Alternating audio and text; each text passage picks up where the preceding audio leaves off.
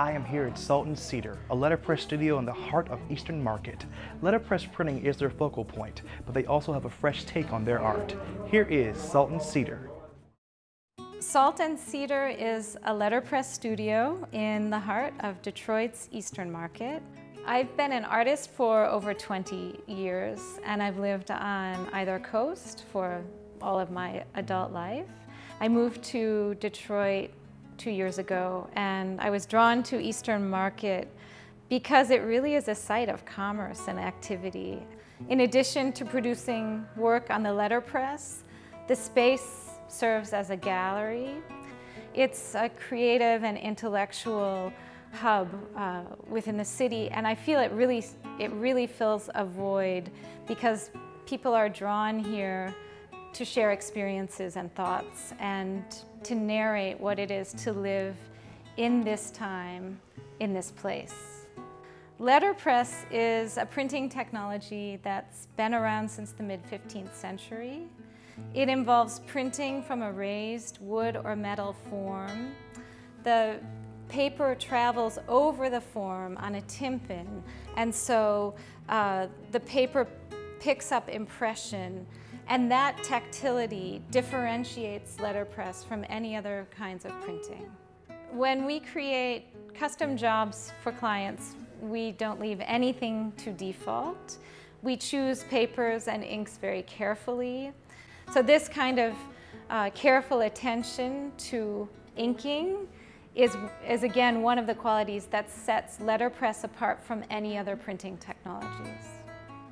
This is essentially a family-run operation. My partner and husband, Leon Johnson, has a project that falls under the rubric of the press. It's called Market Studio Kitchen. We work with Detroit youth on reclaiming the pleasure of table. We have some of the best produce in the world. We have some of the neediest communities in the country, and we're hoping to build a bridge between the market, our kitchen, and mom's table. I work with one student at a time, one family, one community. We meet 8 o'clock on a Saturday morning, we walk the glorious market, we identify what's fresh, and we buy 2 sets of what looks good. We go back to our kitchen, we work out a menu, we cook it, we eat it, we test it, we recook it if necessary, and then the student takes the second set of ingredients home and prepares that meal that night for their family. So we're looking for that kind of rapid application, life-shifting experiences, pleasure-driven. The Book and Bread event happens once a month. It entails us going into the market and sourcing out the freshest possible ingredients.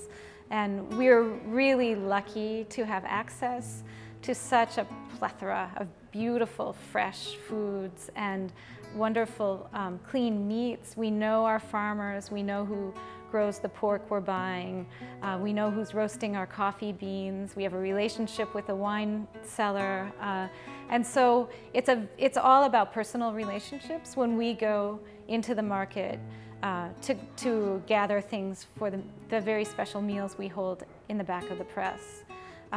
The way that these evenings are run involves having everybody mingle a little bit, sit at the table.